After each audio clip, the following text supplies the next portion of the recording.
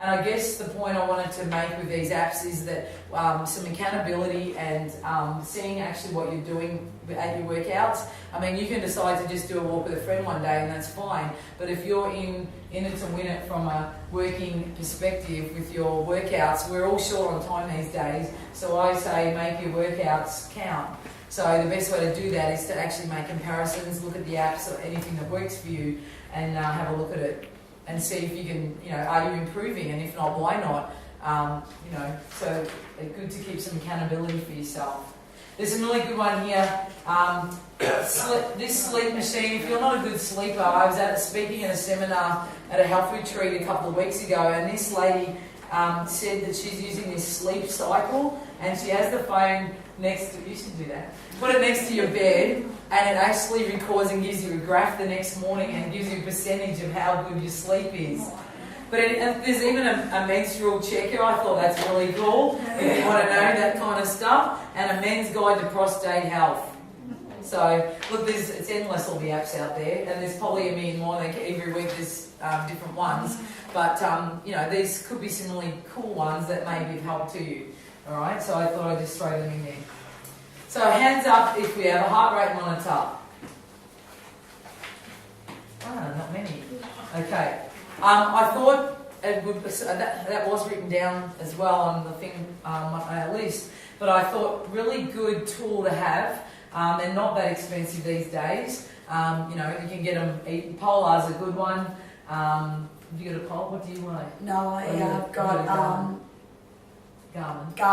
Garmin, because I need a lot of information. That's me. Yeah. I hate though is that my husband can clock on the computer exactly where I am when I'm wearing my whereabouts. There goes the affair. I have to actually run. Some of the Garmin ones don't work if you're wearing in the centres on the bikes. Yes, that's the only thing. The polars work if you want to know your calories and that on the bikes, but for some reason the Garmin's aren't compatible. They don't work. I don't know why, but anyway, the point is, regardless of which, you can know. Also, even when you're doing your strength training workouts, it's cardio. We can kind of get a bit of an idea, but with strength training, it's really hard to work out how many calories. So you can be expending at least 300 or more calories on a pump class.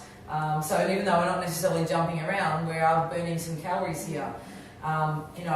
So definitely worthwhile tool, and just a few stats. Obviously they help to keep you motivated and on track, because sometimes if you don't have anyone else as far as support goes, your heart rate monitor will keep you on track and give you an idea of where you're at with your workouts.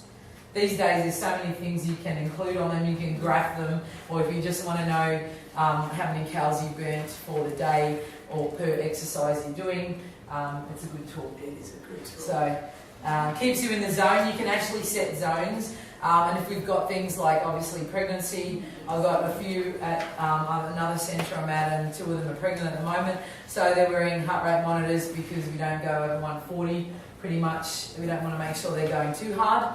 And if you're prone to any heart issues and things like that, it's also good to know where your heart rate is. Okay. There's one client who heart rate constantly goes over 200, which is full on.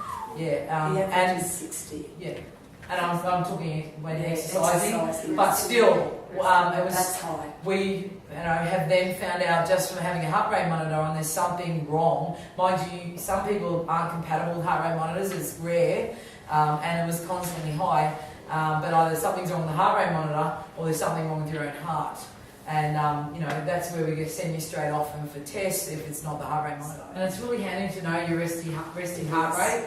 You do that before you go out of bed in the morning to the toilet, but you can actually find out what your resting heart rate is.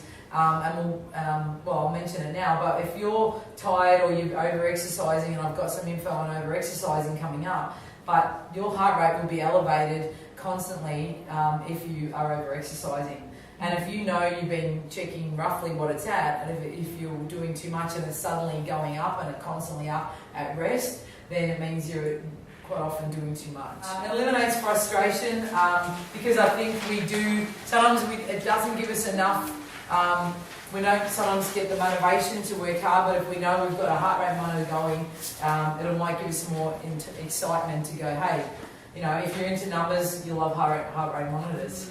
So, and it's also, I have a few clients that want to know, it's like a training diary as well on the weather, how you felt before, how you felt afterwards, and you will get to see a pattern over about a month. You see a pattern happening, and you can try to go, okay, I understand that I might not be at my peak at this time or whatever, but it's good to see how emotions affect your willingness to come out and exercise. And leading up to an event, you should be backing off on your exercise if you're training for a fun run or whatever it is. So that's where a heart rate monitor is really cool to know that you shouldn't work too hard in, say, the week before a race, because you need to have some recovery time ready for that race. So it's another good tool for... You'll hear it in lingos if you're training for a walk, like yesterday's Mother's Day classic walk or run.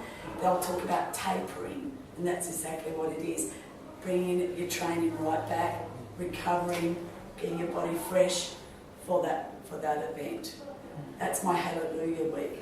Just made a few points here, because one big thing is, it's all right when we say we're going to exercise, but how do we stay motivated around it? And especially coming into winter weather, it's all too easy. You feel an early morning exerciser and go, well, crap, it's dark and cold, why should I bother?